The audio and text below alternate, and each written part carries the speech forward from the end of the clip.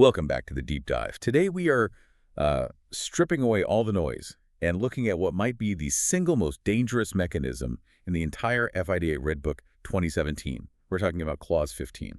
Termination by employer. It's that section of the contract that everyone thinks they understand until the letters start flying and then they realize it's a minefield. Exactly. I always seen it as the construction prenup. Yeah. Or maybe the divorce clause is more accurate. It's high drama. It dictates what happens when a massive project just falls apart, when relationships completely sour. It is high drama, absolutely. But what makes Clause 15 so fascinating is that it's a procedural cage match. It's trying to balance two very different kinds of power. On one side, you have the employer, who has the money. The capital, the land. Right. And on the other, the contractor, who has the resources, the equipment, the actual know-how to build the thing. And that's our mission for this deep dive. We're not just going to read the rules. We're going to decode the strategy behind them. We need to look at the exact steps an employer has to take to legally fire a contractor, the safeguards FIDIC has built in to stop that power being weaponized. And the absolute financial wreckage that gets left behind when this clause is triggered. Because, let's be clear, Clause 15 isn't just about punishment. It's a risk management tool. If a contractor is failing on a huge project, the cost of just letting it continue is often way higher than the cost of termination. You have to stop the bleeding. We have to stop the bleeding. But, and this is the crucial part, if the employer gets the procedure wrong, even by a little bit, they're the ones who end up in breach of contract. Okay, so let's walk through that procedure. The text makes it really clear that, generally you can't just storm onto the site and shout, "You're fired." There's a warning system first. Right. This is subclause 15.1, the notice to correct. It's basically the yellow card of the FEDI system. It's designed to give the contractor one last chance to get back in line before things really escalate. But looking at the text here, this isn't some casual email saying, "Hey, can you pick up the pace?" It has to be a formal determination from the engineer. Precisely. And to be valid, and this is where so many employers trip up, that notice has to be incredibly specific. It has to describe the failure in detail, cite the exact subclause that's being violated, and maybe most importantly, set a reasonable time for the fix. That word reasonable, that's doing a lot of heavy lifting there, isn't it? It is the classic trap. What's reasonable? The text says you have to consider the nature of the failure. So if the failure is missing safety signs, reasonable might be 24 hours. If it's a huge structural defect in a concrete pour, that could be weeks. It could be weeks. And if the engineer sets a deadline that's just physically impossible to meet, the notice itself could be invalid from the start. There's another detail in here, in 15.1, that seems small but feels like it has huge implications for the schedule. It says the time specified in the notice shall not imply any extension of the time for completion. I'm glad you caught that. That is the pressure cooker. Imagine you're the contractor. You get a notice giving you 14 days to fix a defective slab. You have to pull resources, manpower, management attention all to fix a past mistake. But your final deadline for the project hasn't moved an inch. Not an inch. So you're being forced to fix the past and build the future at the same time. So a notice to correct is really a forced acceleration order, but without any extra pay. That's a perfect way to put it. It burns cash and resources at a frightening rate. So what if the contractor can't do it? What if they get that notice and just fail to fix the defect in time? Then the warning phase is over. We escalate to subclause 15.2, termination for contractor's default. This is the red card. And I'm looking at the list of grounds for termination here. It's quite a laundry list of failures. It really covers the whole spectrum. You've got the obvious performance failures, like failing to comply with that notice to correct, or abandoning the works, or showing a plain intention not to continue. That sounds a bit subjective. Plain intention. It can be. It's usually things like demobilizing key equipment, pulling all your senior staff off-site with no explanation. But for most of these, there's a second notice period. A 14-day rule. Correct. For most things, the employer gives a notice of intention to terminate. Right. The contractor then has 14 days to either miraculously fix everything or, start packing their bags. The termination only kicks in after those 14 days. But there are exceptions. The big three offenses where that 14-day window just disappears. Yes. Bankruptcy, corruption, and subcontracting the whole works. Okay, let's pause on that last one. Subcontracting the whole job. Why is that treated with the same severity as going bankrupt or, bribery? Because it completely undermines the basis of the contract. The employer hired you, your company, your expertise, your balance sheet. If you just turn around and pass the whole thing off to someone else, You're just a broker at that point. you're just a broker skimming a margin and passing on the risk. FIDIC sees that as a total breach of trust. So for any of those three, bankruptcy, corruption, or assigning the contract, the termination can be immediate. Immediate. The employer serves the notice, and the contract is terminated right then and there. No grace period, no second chances. Okay, so the contract is dead, but we're talking about huge construction sites, hundreds of workers, heavy machinery, half-built structures. What's the physical reality of this? This is where subclauses 15.2.3 and 15.2.4 come in, and it's where the power dynamic shifts violently. The first step is expulsion. The contractor has to leave the site. If they refuse, the employer can literally use force to expel them. They get kicked out. But they can't take their toys with them, can they? No, this is the asset seizure provision.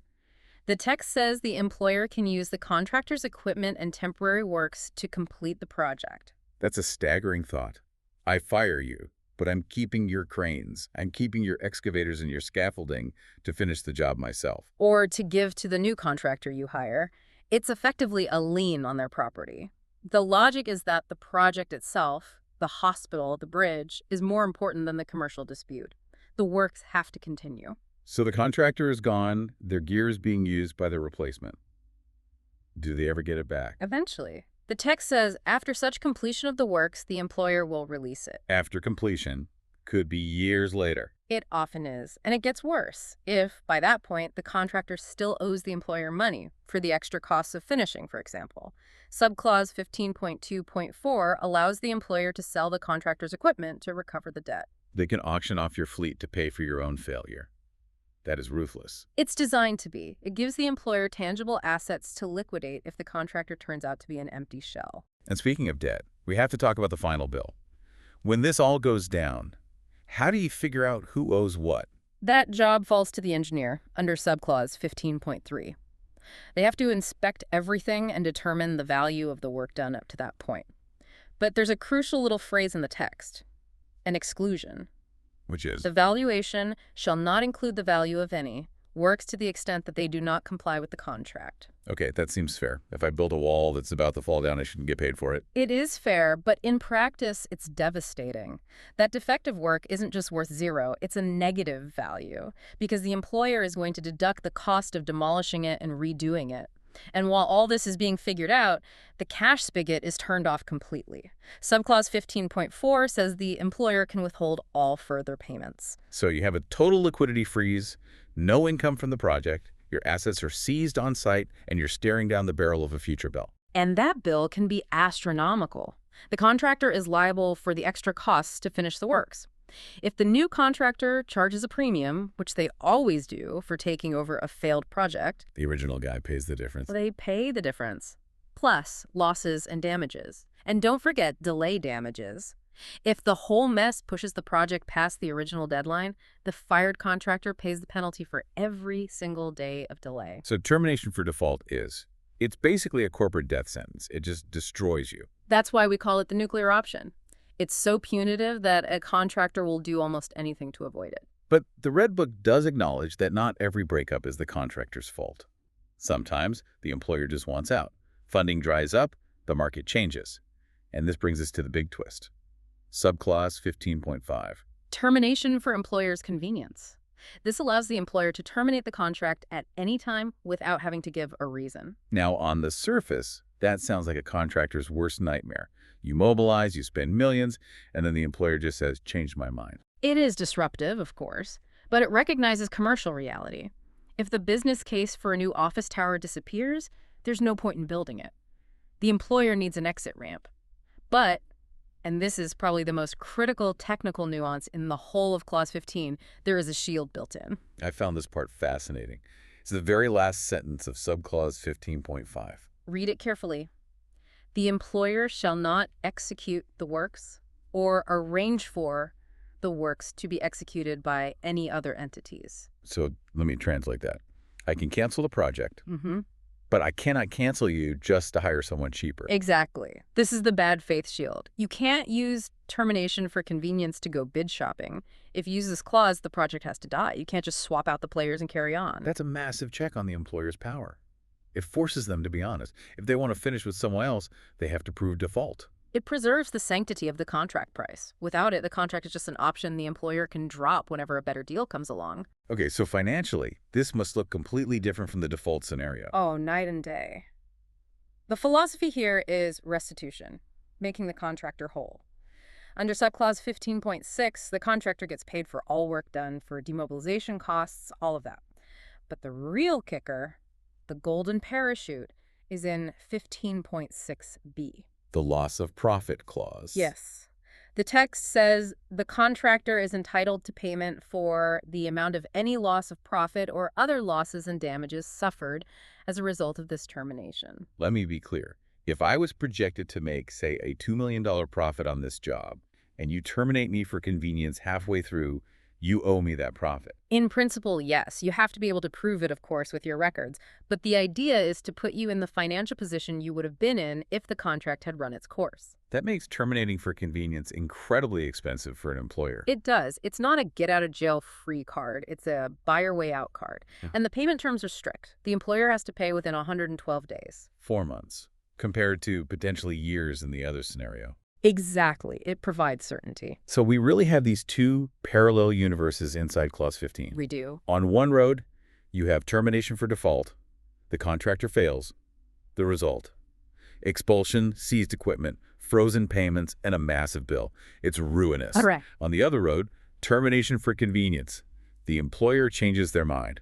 Result: contractor goes home, costs are covered, full profit paid out. And that very dichotomy is what keeps the whole system in balance. These clauses are behavioral guides.